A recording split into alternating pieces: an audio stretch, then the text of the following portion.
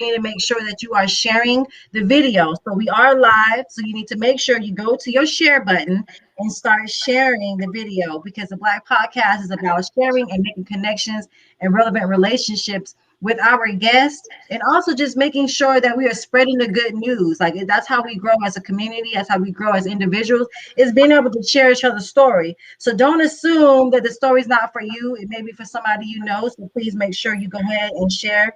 I'm sharing it to my page right now. My name is Dr. Sherelle Hobson, and I'm one of the hosts of the Black Podcast. Um, I'm your student athlete resilience coach, as well as your student athlete, your athletic program enthusiast. And I am very passionate about helping coaches increase their matriculation within their athletic program. So many of you know that I have a doctorate in sports administration and leadership, where I focused on African American males and the effects of the educational plans on athletics. So knowing that there's a connection, a lot of our athletes, a lot of our young Black men are involved in athletics, not just because they love the sport, because for some of them it's a way out, whether it's financially, whether it's just they want to experience something different, they want to get out of where they're from. So we need to make sure that we understand the benefits behind athletics, and not just using it as, okay, a sport and getting a trophy, but how are we setting these kids up for life? And that's what I'm there to do, is help coaches develop programs that help their athletes experience a smooth transition into their life. I'm also an author. So I have a book called Seams of Gold, Discovering Beauty and Brokenness, also Unleashing Your Full Potential, where I really provide our both men and women with the tools on acknowledging their current space. A lot of us, especially as Black people, we're naturally resilient. So we're able to just bounce back. But just because you're able to continue to press forward doesn't mean that you've dealt with the situation that you're dealing with, either emotionally, physically, spiritually, whatever it is. So my two books really help to provide you tools on how to get to that space where you can really acknowledge where you're at. Me and Brian have a business, and we're just all about making sure that we're productive in the Black community. A lot of us are involved in the Black community, and a lot of us speak on the Black community, but we are very passionate about being productive in our Black community. So being a part of the Black Podcast is just one of those ventures that we do that in. Yes, indeed. I look back to about 6 years ago, when I was in Miami, Florida, and I really started to see things happening in our community that was reflective of what I saw amongst my peers when I was coming up. And I wanted to be able to make a difference in that space. So I decided to come back to Mississippi, start working on a master's degree, get a little additional credibility, and get people to actually listen to the ideas that I brought to the table. So I started a company that allows me to focus on generating multiple streams of income, and a portion of that income going towards the development and sustainability of these programs for this transitional age youth. So I'm talking like junior year in high school, all the way until like, I'm good, I got this. And one of my main focuses is really helping understand the importance of group economics, keeping that dollar in our Black community for a longer amount of time than the typical 6 hours that we so recent or so frequently hear. And that's why I do what I do. That's why I'm bringing gentlemen and guests like who we have today before you, to really show that we are a spectrum of greatness. And without saying too much more about myself, I'd like to welcome our guest today. Who do we have? Mr. Alex Murray. Yeah, in the building. Hey, what's up, We are man? so excited to have you, and man, we gonna dig all the way in. So thank you for thank you first for just being you and being open to the invitation, and sharing your story. And we're just excited to watch your journey. So we want to make sure that everyone gets to know you and what you're doing. So thank you again for being a guest. Thank you. Thank y'all for having me. So we're gonna get right into the important stuff. So where did it all start? Who is Alex Murray? Where were you born? Mhm. How was your family dynamics? Like, let's go on that journey. All right, so if you guys missed my name is Alex Murray from Philadelphia, Pennsylvania. I'm 26 years old.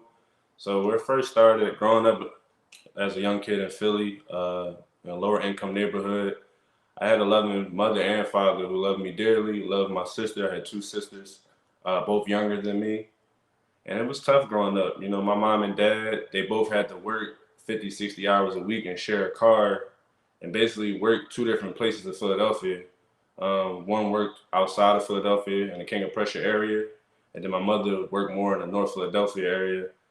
And it was tough. You know, I practically had to become a young man at an early age, watching my sister, Akira.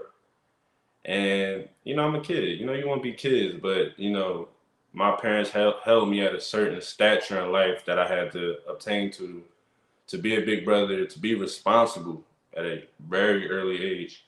And, you know, as time progressed and I got older and I hung around different crowds of people, you know, you start to do different things. And, you know, that's when I got tangled up to, you know, the street life and wanting to be a knucklehead, you know, wanting to fight just because you're angry, steal, and do all these different, you know, foolish things.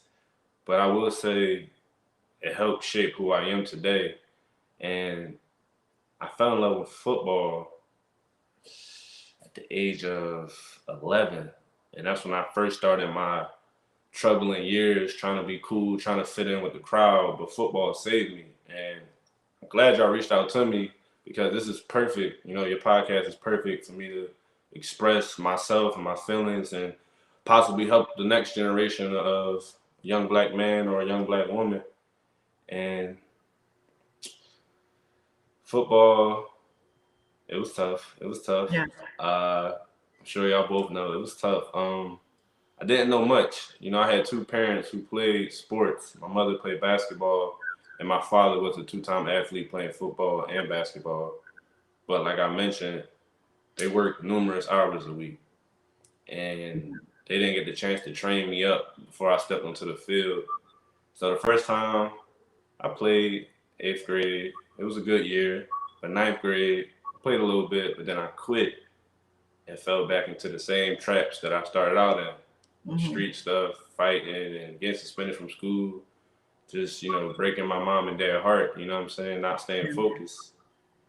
And then I was granted another opportunity after being in holding. I was locked up for a situation that I didn't commit in my neighborhood. It was just envious people who disliked my family, and they lied to the police and said that me and my friends were in, you know, jumping some kid, and we didn't. And that first time being in handcuffs and things like that, it opened my eyes. I was like, this is not what I want to do, you know? And God gave me an opportunity to just do community service and join my football team again in high school my junior year.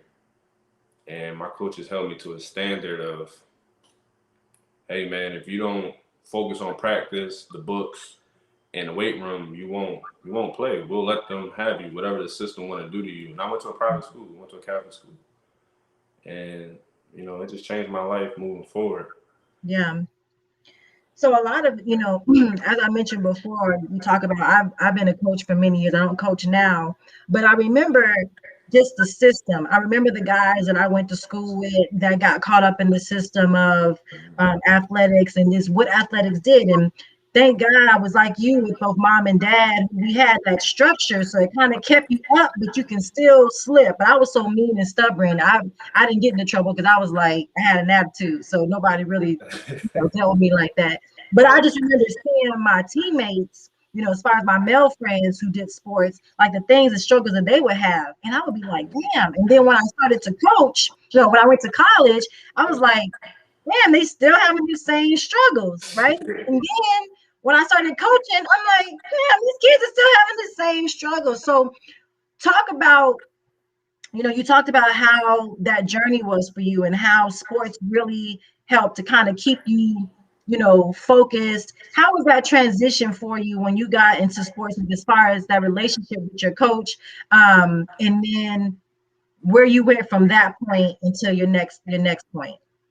It definitely helped me transition from an immature kid to a young adult because it helped me learn discipline. It helped me learn how to respect my elders, you know, my coach. And then it transpired to me respecting, you know, people I knew in the neighborhood, aunties, uncles, and just friends or even people I don't know. It just opened my eyes playing football that I needed to make a change and just understand my calling, understand life more than what I thought it was in a negative aspect of how I was growing up around the wrong circles.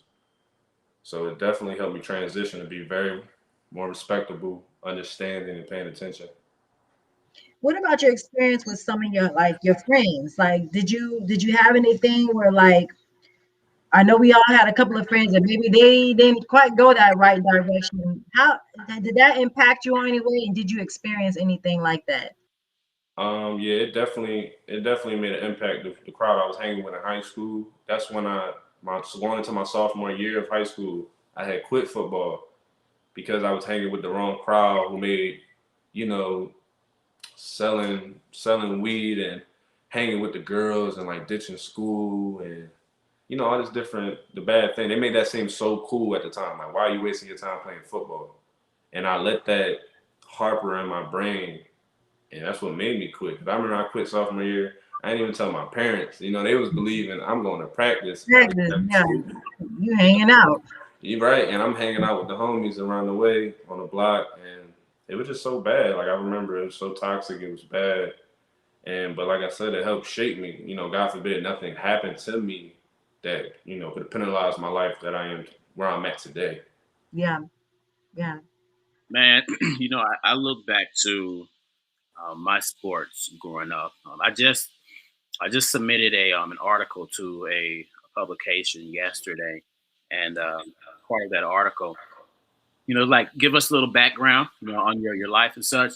And I remember just speaking on how the environment, as far as where I grew up, the poverty, the racism, a lot of these things that I had to deal with were pulling me in one direction. But I literally started playing organized sports from the age of 4. So I was playing t-ball and then baseball like every single year. And like everything that I did throughout the year was making sure that I'm prepared to start whenever the season came back around. So it was like the added structure that really helps everything stay on par. I didn't start football until I got to the high school. And like you said, you didn't really have that guidance and like getting you trained up the right way. Now, I didn't have that either for football. But my dad was all about baseball. If you weren't playing baseball, like I ain't really trying to hear it. If you're gonna do it, you better figure it out. So that it gave me added structure. So what would you say as far as like your life and just speaking to some young fellows in today's day who may be in those high school years and they may be dealing with what you dealt with going into your sophomore year? Like, what are some things that you could drop for them since you've seen, okay, I fell off into this life, but then I got back out and I saw where it eventually sent me? Okay, some gems I could drop for the younger fellas. Don't be afraid to move alone. You don't always have to be in a pack.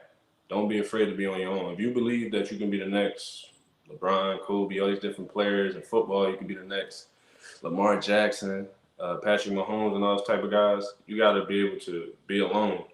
And when good people around you and you bring in good positive energy, they'll find their way to you. So you don't have to focus on being in that pack. So that's how you get wrapped into negativity.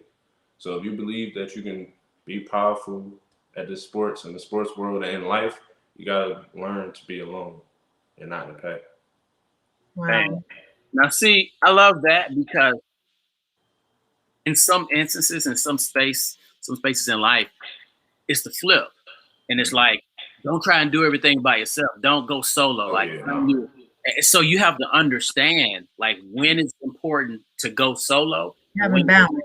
Yeah, and that's the thing. I feel like so many, especially in today's world, like you look at social media for your advice, and typically their advice is not in your best interest. No, So never. if you see them running in a pack, and you think, okay, I need to run in the pack too, but no, you're not where you need to be at in life to be in a pack yet. You got to work on you first, and once you work on you, that's when you can start running in that pack. So with that being said, like what type of relationships did you start to attract to yourself? And like how has that changed since you decided, let me get back into football and get this structure back around me, how did you start to see your relationship with those around you change? The relationship changed quick. You know, when they saw I wasn't trying to run and sneak out and sell some weed with them, or kick it all night or go fight somebody. A lot of the negative forces faded away, but that's not what I was on. And I was alone for a minute, and then the positive people in life, they started poking at me like, hey, what I'm saying, you got a friend over here. Let me in. Let's work on something. And then I started to pay attention to that. And in time, that some of these dudes turned into my best friends today. They still my best friends since high school, early high school ages, because we tapped in together. We formed a pack. But like I said, you gotta be willing to run alone a little bit. Yeah. And then when you feel that positive energy, when you bring in positivity, then you link up and y'all start your pack, and then you become unstoppable. Man, that's so real. And you see, or you hear about the law of attraction. Mm-hmm. And you gotta realize like attracts like. So the more you start leaning in a certain direction, the more people who are in that space are going to start pulling you even further in that direction. Man, I love that. I love that. Yeah. People, even now when COVID hit, people will always complain about being home by themselves. Like, oh, I got to go out and do something. And I was like, man, I really enjoyed having time to myself, like to be able to think, like, you know what I'm saying? Not having to rush to be nowhere. And then you just discover so much about yourself.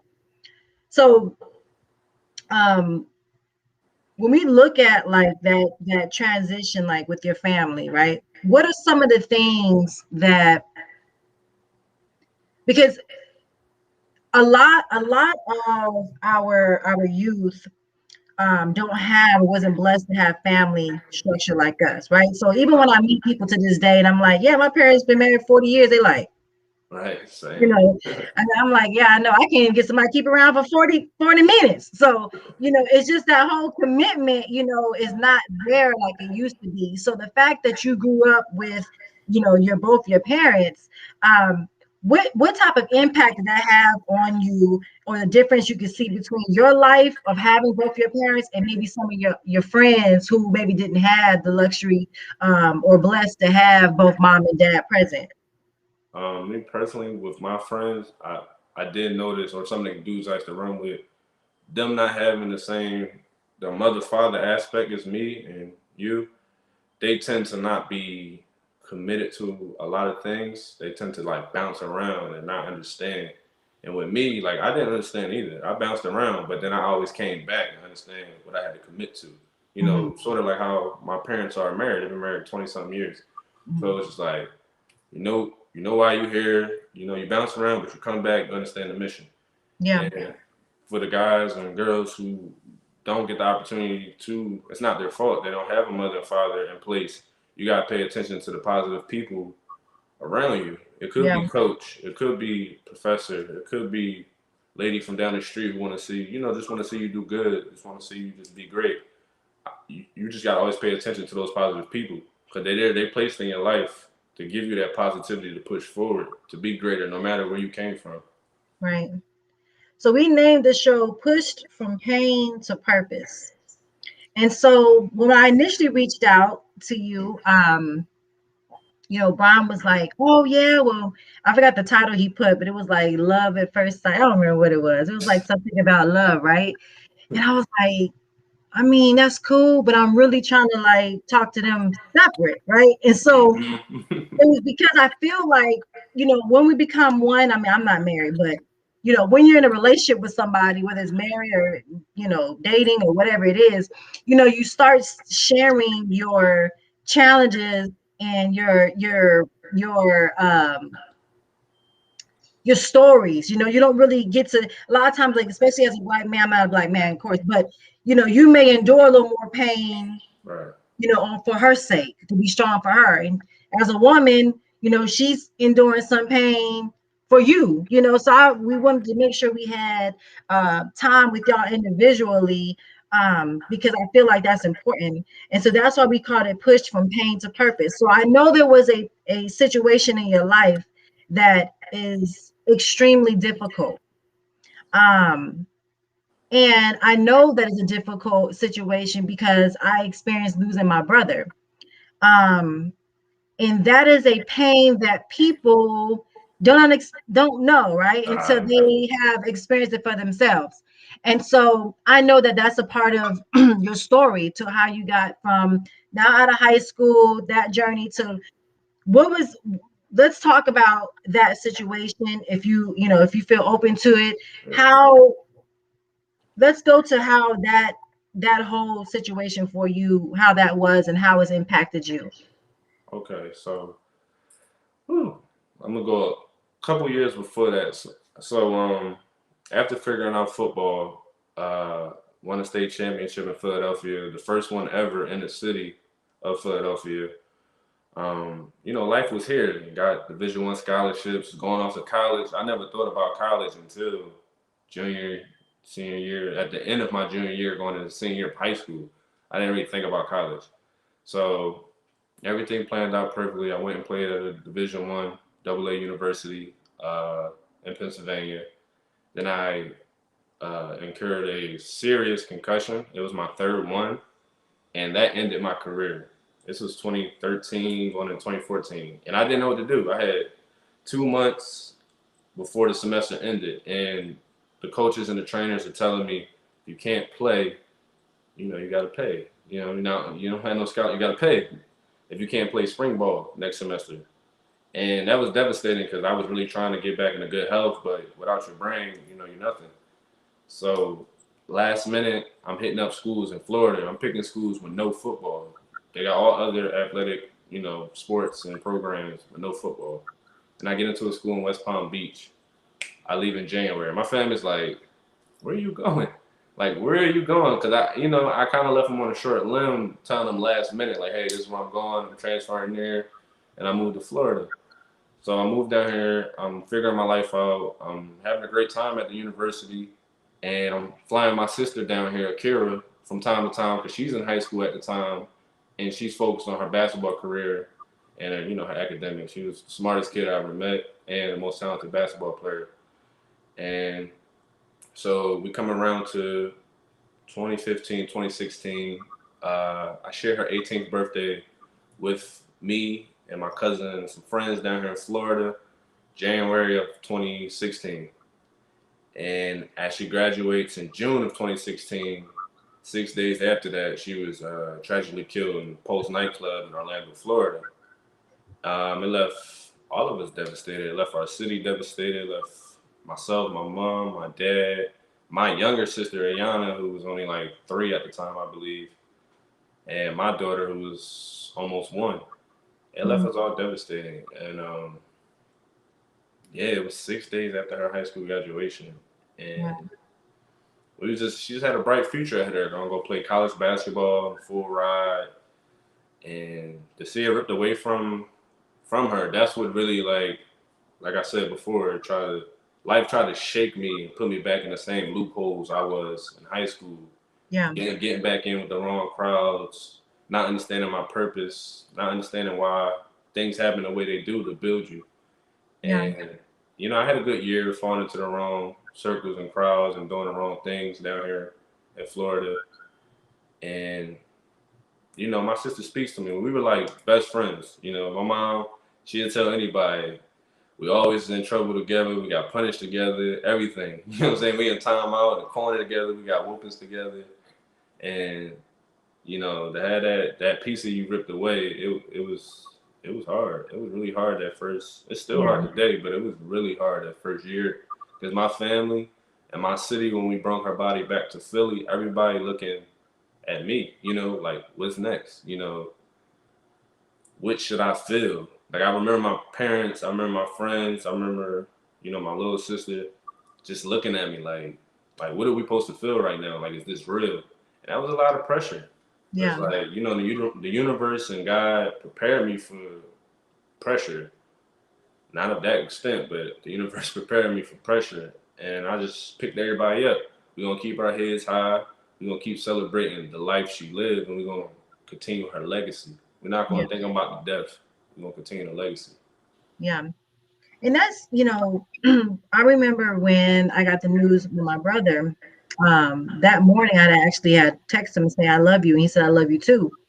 And I remember after it happened, it was almost like I just took care of everything. Like I was like, okay, I'm gonna take care of the funeral. I'm gonna put people that I know that it's his people, like, and so I at the time when I look back, like, man, I did all of that. Like, how did I do that? You know what I'm saying? Yeah. Um, and I was so prepared for that whole situation. Like it was almost like God had prepared me for what I was going to be feeling. And so for a very long time, I struggled with what I was dealing with. Like I felt like, man, I should be sad, like sadder than I am. Right. And then I started feeling like, you know, well, man, he was younger than me. Maybe, why it couldn't have been me? You know what I'm saying? Like, so you start having that feeling of guilt. You start having that, you start enjoying your life. You start feeling guilty about enjoying your life because the pain that your parents are feeling. So you don't want to enjoy yours too much, because you're supposed to be sad. You know what I'm saying? Right. And so you don't really understand that journey until I had to experience it for myself. And so one of my girlfriends I met back in college, I remember her sharing a story with me about losing her brother. And I was just like, man, I can't even imagine. But you don't think about those relationships at that time, Right. And so I just remember being like, man, I can't even imagine. So then when it was my time, I had that one person that I knew no matter what would understand what I felt because it's not the same as losing. Grieving is hard for everybody, but it's different. Everybody grieves different depending Yeah. on who it is in their family and stuff like that. When you think about just that journey for you, um, how were you able to? I started talking to a grieving counselor because eventually I realized that, okay, maybe you're not as good as you think you are, right? And so even though I was still functioning and still doing all this stuff, I still felt like, okay, maybe I need to just see if somebody can check on me because usually being the strong person as yourself, people don't check on you as much because they're like, Alex good, that boy a soldier, that boy built like a rock, right? So they not really checking on you like they should because they assume that you good. So did you ever have that moment where you were like, okay, wait, like, you know, checking on yourself or talking to somebody? How have you dealt with that like personally?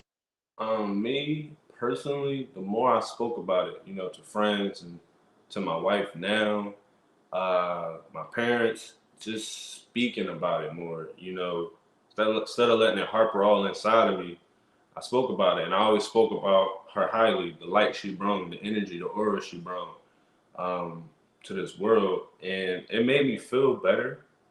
Far as her death, like I never like I felt the survivor's remorse in the beginning, of course, just like you mentioned, and but the more I talked about her and spoke positively about her, and wanted to do different things, like have a memorial game for her every year in Philadelphia. The top Philadelphia high school girls in basketball compete in it every year. Well, not last year because of COVID, but that was a stepping stone. It made me feel better. Then I started Wild Ice, our distribution frozen treat company here in Florida. It makes me feel better because it's all in her light, the colors, everything you see. This is the aura she brought, and that's all I need. I didn't get to see a counselor or anything like that, but all the steps I took, starting businesses and events, my family, my wife, everybody, my daughter, just being around them and just speaking about her, it made me feel so much better inside. So how is it being, because we all have the stigma of that's been placed on us very early of being the strong black woman and the strong black man. Um, how important is it for you to have a space where you don't have to be, or do you ever allow yourself to be in a space where you're not being the strong black man, you just being Alex? Do you allow yourself to be in that space, or what is that journey like for you? So early on, I never got to experience that journey, but being with my wife, Patience, that's when it started. I got to just be me. I didn't have to be his backbone, her backbone, my backbone. My wife allowed me to be Alex. And it was like a big whew, for me, like I was good. Like, oh, okay, this what this feel like. This is what people feel like who don't have Yeah, I to can relax a little bit. Yeah. like who don't have to be strong all the time. I like that. And she brought that out of me and it really helped me heal and continue to heal every day. Yeah. Man, you know, just having her on a few weeks back and listening to you now, like I can only imagine the aura of positivity in that house.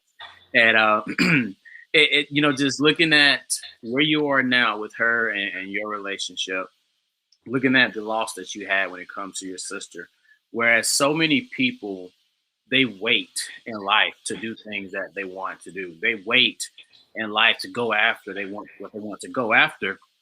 But when you lose someone close to you, sometimes that awakens something inside you to realize, you know what, tomorrow ain't promised. So how would you say, I know you mentioned like it got you to where you started your, you know, your companies and such, like what would you say your overall philosophy is now as it pertains to seeing how precious life is and how quick it can be taken from you regardless of what age you are? Like I tell everybody, friends, family, and even people I bump into that just want to, chit chat about something. I always express when I understand they got a good positive aura to them and energy to them. I always tell them, express life short. Go do that. I be like, bro, go back to school and do that. Go be a doctor. Hey, bro, go back and keep trying for the NFL. You know, start your nail tech company. And I'm always telling them, do it now. Don't wait for nothing because life really we don't control nothing here. We just vessels here. You know what I'm saying? And we don't get to control that. Do everything you want to do. You want to start a podcast? Y'all two go start a podcast. Like don't wait on nothing because it's short and it could be ripped away at any instant, anyway. Yeah. It's so real, and I've heard, I forget who said it, but it's been mentioned that sometimes the worst time in your life or the worst thing that ever happened to you ends up being one of the best things because it allows you to be that voice, to be that you know that entity for others not to have to go through the same thing, or if they went through it, to have someone to relate to. You know, just like you and Sherelle was just mentioning, like you two can relate to one another so much more than I ever could because I haven't experienced that. Now, I've got a background in psychology and social work, whereas I've served as counselors, coaches in therapeutic settings for people, but I would never be able to have the same level of empathy for someone the way that you two have. And I just feel like it's just so important, as you mentioned, to talk about it because so many of us, we keep it bottled up, regardless of what it is that we went through, and it comes out in a negative way. Mm-hmm. And it's like anything that you keep bottled up, eventually it's going to erupt. And typically that eruption is going to be violent. So I admire what you have created, you and your wife. And how old is your daughter now? She's 5. Yep, 5. Got She's 6 this year. Damn, time flying. She's 5. Man, I'm telling you, my daughter just turned 7 a couple weeks ago, so I can relate. Your daughter was 17. I know, right? She was down in the background. She was like, I'm like, she's 7. That's how our 5-year-old be. Yeah, man. So, like, what is that? You know, with you having the outlook on life, you know what? I'm gonna keep moving forward. I'm going to live. I'm not just going to survive. I'm gonna live. I'm gonna thrive. With you having that type of personality, would you say it pours over into your daughter? Would you say it's something that you actively see her absorbing, or is she just kind of at that stage now where she's just still kind of absent to everything that's going on around her? Nah, she absorbs everything. She always absorbs our energy, our positivity. I always speak to my sister, even to her, since she was 3 years old. And she's Auntie Kira, Auntie Kira. She see my tattoos. That's Auntie Kira, right? Yeah. Or the basketball Auntie Kira played. So she's very awakened at 5 years old to what's going on. And far as the positivity we push in our household, she want to sing. She come over here. All right, I want to sing. I want to sing. She understands she's not great starting out, but she never like, I don't want to do that. I quit. she always pushing. She did basketball. I want to learn how to play basketball. I cheerlead now. She want to be the best cheerleader. She watching cheerleading videos with my wife. So she understands, like, just keep pushing for it. It's going to come. I love it, man. I love it. So when we talked about, push from pain to purpose, I know when my brother passed away, I was always a coach. So I coached, that was my life. I loved being at track meets, burning up in the hot sun for 29 hours, it felt like. And I love it. That was my life. And then when I moved here to Houston after, like I said, my brother passed and different, my coaching went, that passion kind of went away a little bit. And then I started discovering my purpose, right? I started speaking around the world. I started writing. I started, linking up with this crazy man over here and us starting a business and all this kind of stuff. But I say all this to say our pain really helped us to discover our purpose. So where you're at right now, all the things that you've gone through, now you finally are at the point, do you feel like what you're doing is your purpose in life? And what is it? What is it you're doing right now? What is Alex up to? Where is he at, like, right now?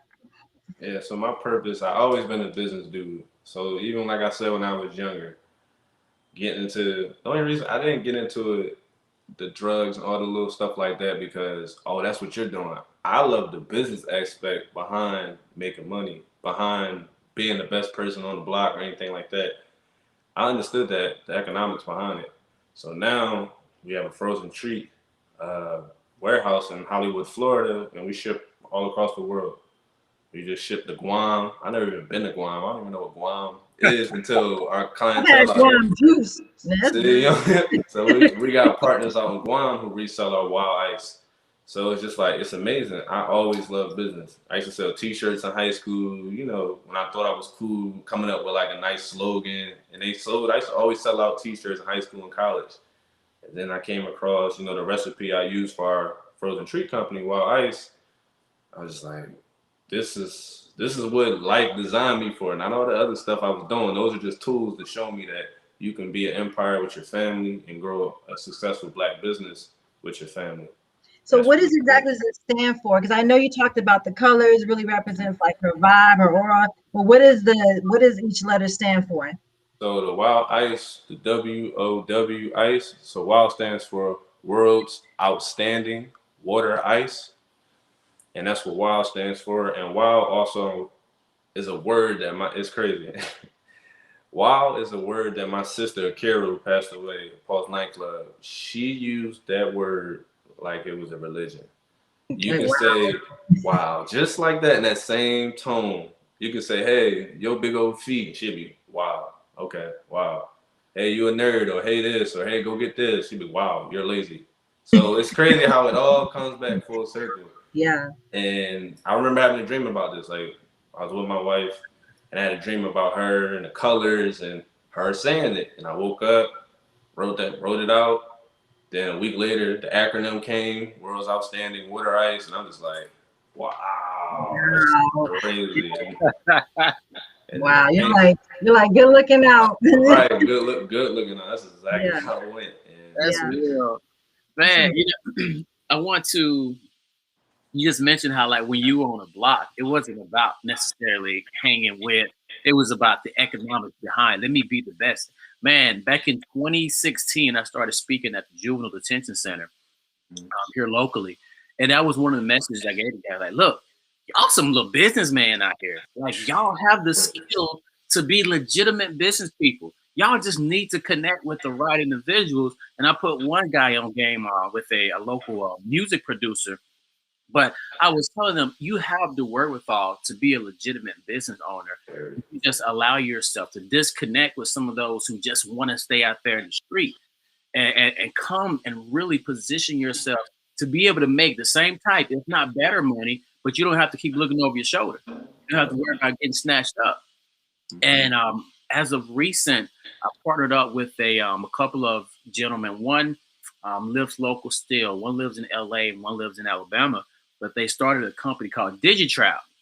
So really helping get these young men out to trap and teach them the skills necessary to become true entrepreneurs and use some of those skills that they already have. So, just and you mentioning your distribution company, and how you have partners around the world, I'm thinking, because I'm looking at the community here, I'm looking at a lot of these communities where you used to have a lot of kids running around on the streets.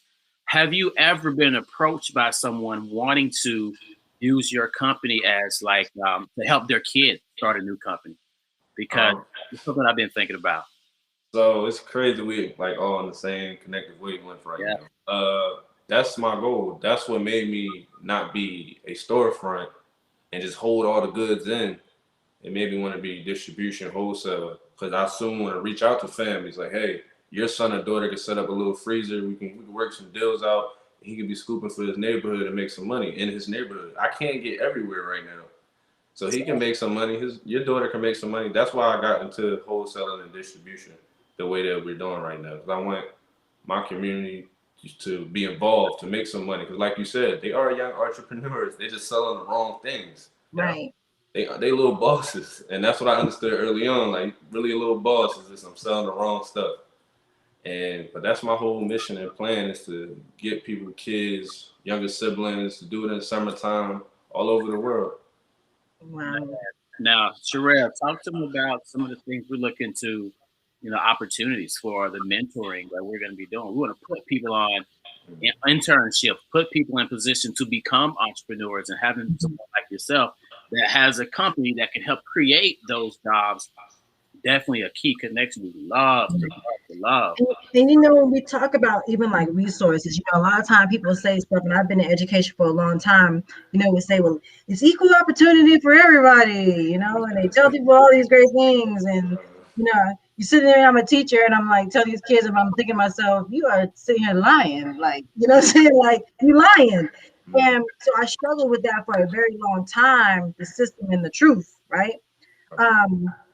But basically, with our mentorship program that we've developed, we want to make sure, because a lot of people, especially other people that don't look like us, they're successful because they have the resources, not because they went to go get it, right? Because it was given to them. Hey, you want to have a business? Here's $1 million. Start your own business. Yeah, well, if it's making me $1 million, why should it be successful too? So what we want to make sure is that we really set them up with resources and connections that they can actually call, they can actually talk to. And so now we build these relationships through the Black Podcast so that we can say, hey, we have a young man, he's thinking about making shoes.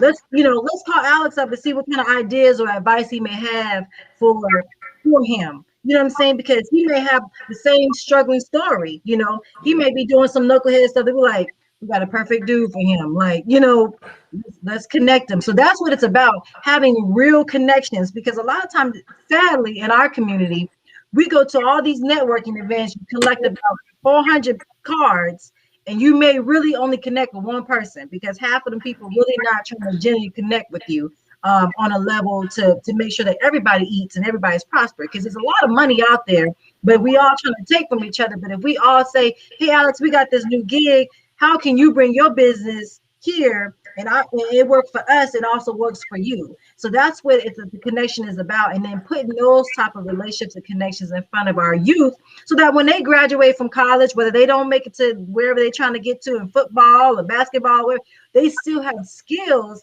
that we've, have created or they've developed or even discovered through going through our program, that now they can say, hey, I can always go to Florida, or I can go to Philly and I can link up with, Bo Ice.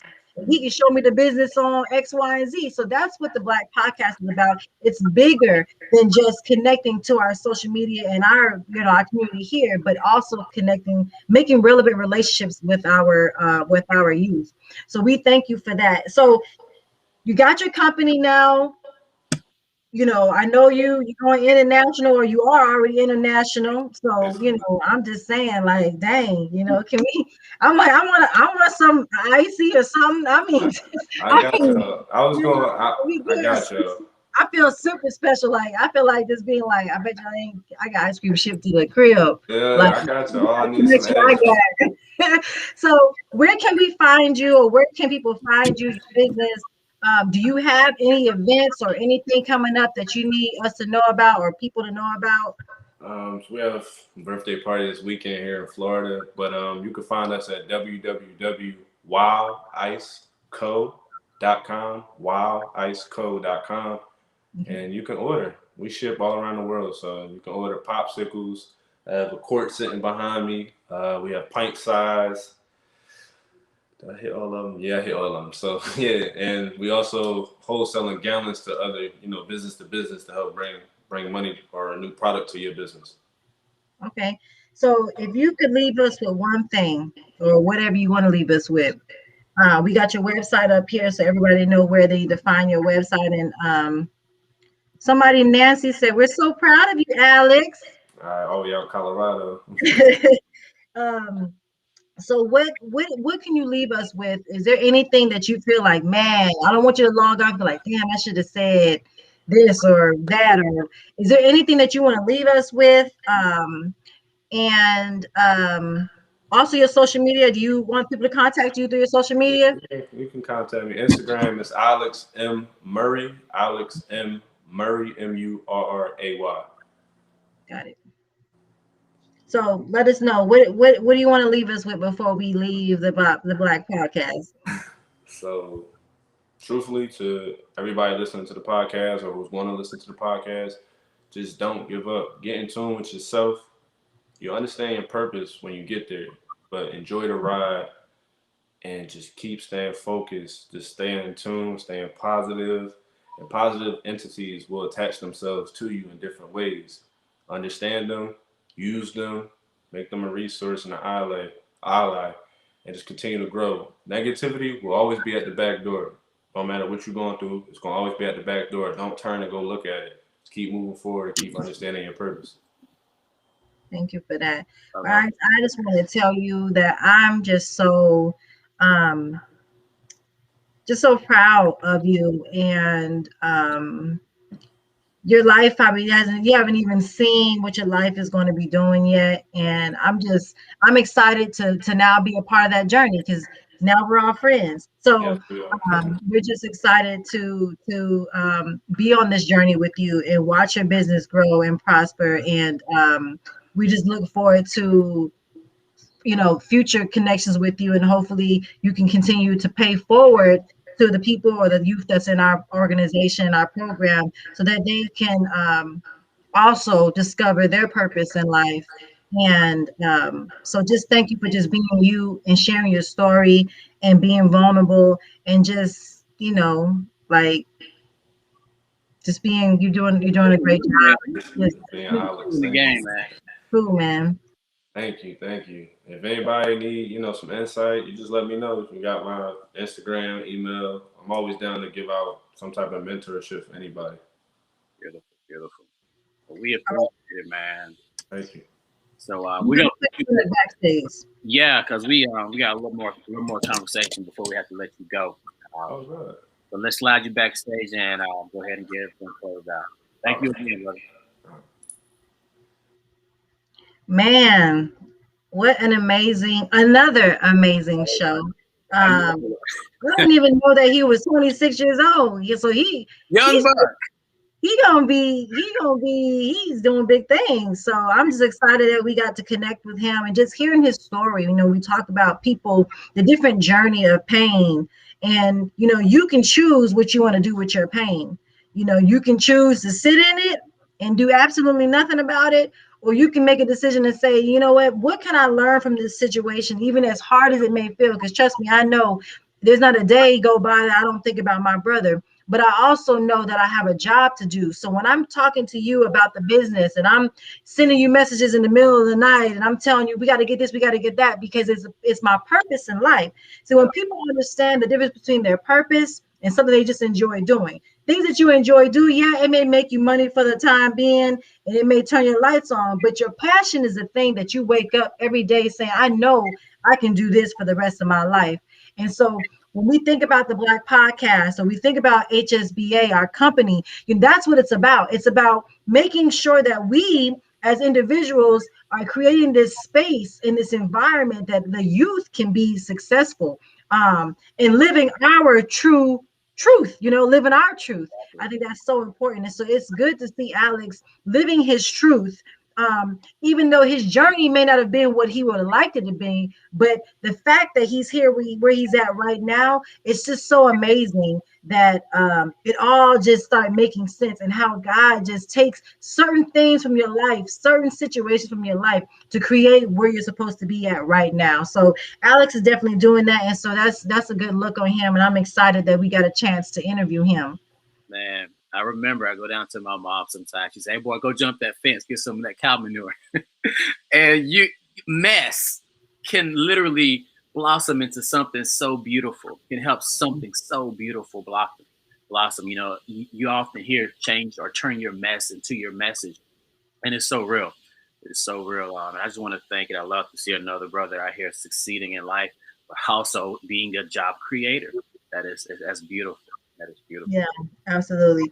You'll find us here every Thursday on the Black Podcast. Sometimes we have to be on a different day depending on our guest schedule or there's a holiday or something like that. But we will always be here on the Black Podcast. So please make sure that you check us out. Also, Brian, if you could put the website at the bottom of the screen, you can find us at wearehsba.com. Find out about the programs and the organizations that we are putting together so that you can be a part of that. Again, it's about our community, building our community. What can we do that's going to help our community?